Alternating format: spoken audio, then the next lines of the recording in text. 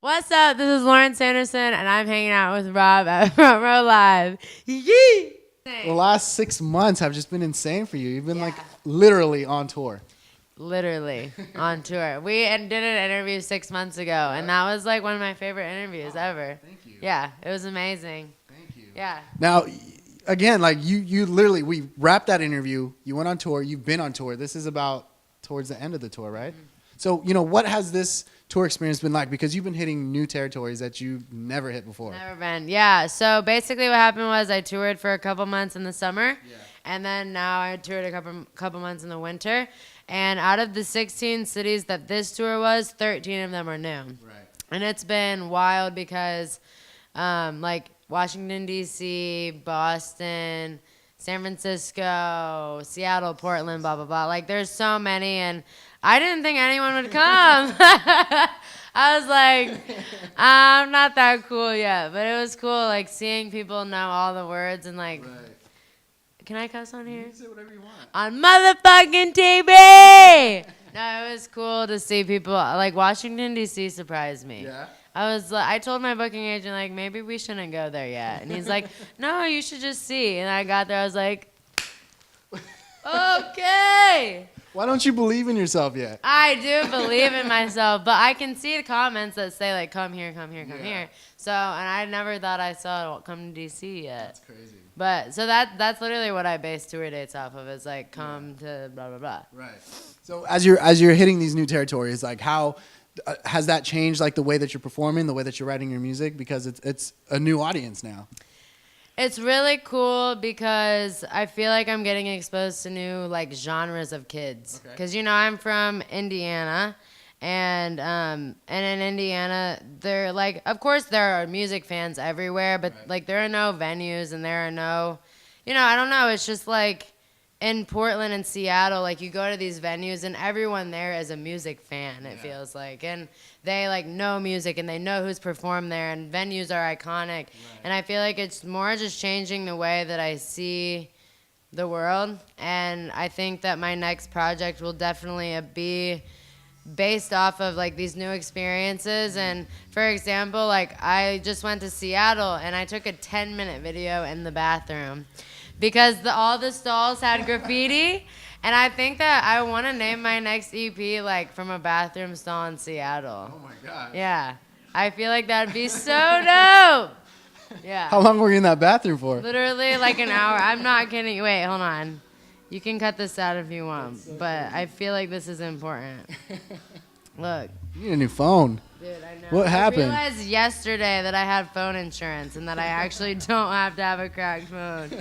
Okay, wait, it's right here. Boom. Right here. Look, 10 minutes and 11 seconds. Wow, you're not playing. Just all these cool stuff, like, That's sick. I don't know, man. It Okay. just, it says we have touched butt cheeks. We are now brothers. You can't say that sick. at all, but whatever. Well, that's cool. That's kind of cool that something different is inspiring you to create Yeah. music. Yeah, I feel like my last EP, Don't Panic, was very much like good energy, and it was, of course, a very like intense story of moving as a Midwest kid to a big city, signing to a label, whatever. But I really wanted to base it off of like going to the studio and having a lot of fun and having energy in the music. And now I really am focused on making like more deeper, slower music in the next project, and I want it to be more emotional and like I wouldn't say sad, but just more emotional. Have you dabbled a little bit in that, like more emotional, more softer stuff? Yeah, it's really cool. I think I'm gonna do a lot more real instruments, and I think I'm gonna do a lot more vocal and a little less like rappy. Right. Okay. Cause I don't hate that when like articles come out and it's like Midwest rapper. I'm like no, but I think I wanted to go more like piano guitar. Okay. So Yeah. you're gonna start with the guitar. I think so, yeah. Have you been practicing? Oh no, not me. In Why the not? studio. No, Why not? My fingers are so short. Wait, there's a piano right here. I'll you go. give you a little melody at the end of this.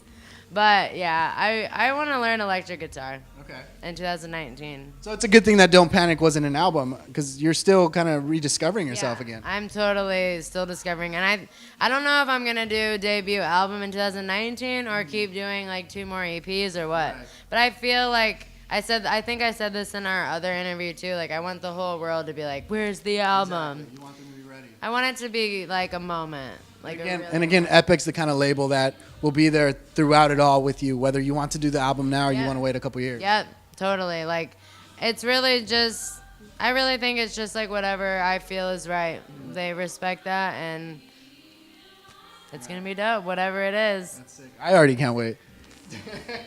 Now, with this EP, it gave you the opportunity to experience music videos. You shot 2 music videos, legit music videos. Yeah. Like, what was that first vibe for you? Like, were you nervous? I wasn't nervous, no. I feel like that type of stuff is like the stuff where I really shine, but it was crazy going from like phone videos or like cheap ass camera videos to like 20-person crew and all this food and like A mansion or 2 mansions. that was amazing. Yeah, that was amazing. The Shut 'Em Up video. Yeah. Thanks for watching. Of course, man. Since day one, I told you I'm a fan. I'm here. Yeah, no, it was really cool. And I actually found that mansion myself on the internet. Nice. Yeah. And I was like, no, this is my vision. That's sick. Yeah. I love that. I love that you're so into, everything. It's not just like I'm the artist. This is my music. Like you want to be part of everything. And I feel like not a lot of artists either want to or get to do that because of their labels or their managements or whatnot.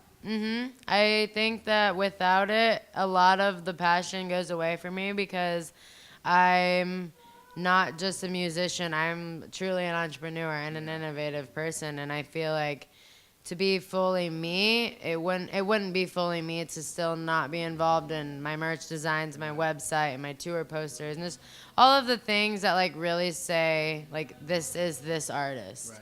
And I feel like Tyler the Creator has always inspired me in that way because you can look at his like t-shirts, his shoes, his tour posters, his Instagram, like everything related to Tyler the Creator just screams Tyler the Creator. Right. Whereas some artists, it's kind of like all over the place or it looks really commercial. I just never want that. Right.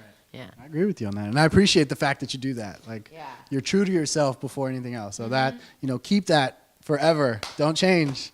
Don't break my heart. No, I won't. It would break my heart too, and it definitely won't. It's like engraved in my soul. Good. Now this tour and the better part of this year, you've taken out Sizzy Rocket on tour. Yep. What is it about her that drew your attention to her? And what are these like live show vibes like with the two of you? It's actually been really insane because at first, what happened was I just posted and said like, hey guys, I'm looking for an opener, tag artists. And then they started tagging a bunch of people, and then the Sizzy Rocket stands came from my life. They came from my life. They're called The Cult. Yeah, right. The Cult came from me and said... Not the band. No, The Cult.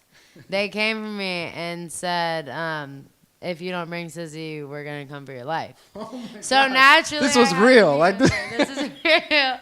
So naturally, I had to meet with her, and we just vibed like perfectly right away. And the live shows have felt just so together. We both believe in the same shit, just being who you are, loving who you love, being wild, being bold, being out there, wearing what you want, and just being really who you are. And I feel like we're both so different, and our fans and supporters, whatever you want to call them, are so different because hers are more like sparkles, glitter, kind of shy, but like bold, like think Lady Gaga type of fans. And I was thinking more Courtney Love. Yeah, very much so. And mine are like, well, so. We're on the same page here. We got amazing. It's been amazing though. She definitely gets them ready. Yeah. She definitely hypes them up. That's so sick. It's a great collaboration from what I've seen. Yeah. So this tour is about to wrap up. Yeah. So what else is next? 2019. Are you? Well, first of all, 2018. Are you gonna take a break now? Because you've been hustling so hard. Absolutely not. You're making me exhausted. No, absolutely not. So I'm gonna release "Don't Panic" acoustic next week. And hit them with the feels, or maybe like around Christmas, but whatever. They'll know by the time this comes out. Oh man. That'll be really amazing. And every song has rain in the background. It's gonna be like "Don't Panic" even when it's raining out. Oh my God. It's so sick. I'll show you after we do I this. can't right now. It's gonna be amazing. And then definitely starting a clothing line, like a legit clothing line.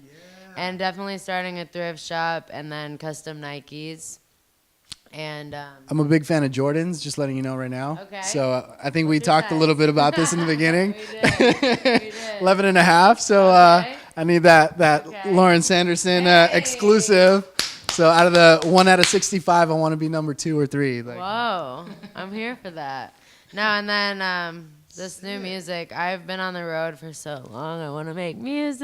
Right. I'm excited. But I'll show you some of the new stuff. Okay. This guy is really amazing. Seriously, guys. She's amazing. And my drummer, Ryan, was just like, I watch his interviews all the time.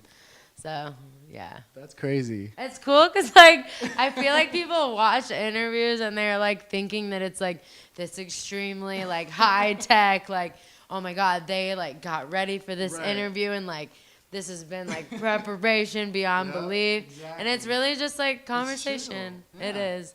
It The is. clothes, we just have to return it back to the stores Yeah, that yeah, let just us borrow it The and stuff. tags and you know bitches do that. No, but it's really dope. I feel like it's just genuine conversation. Well, I appreciate you a lot. Of course. I've told you from the beginning, like you know, that was your first time at Epic, like as a new artist, and it seemed like you owned the place. So, Really? and I still feel that way. I still feel like whenever you walk into a room, it's like you're not shy, you're not anything, you own the place. So, I appreciate that a lot. So, You're the best. Lauren, thank you again. Yes. Yes, you guys, be sure to check out her new music. Yes. Acoustic, Front Row Live. acoustic ENT. coming soon. I can't. wait to show you. I can't. Anyways, thanks for Don't watching here. Panic Tour. Front Row Live. So sick. Nice. Designed by your girl.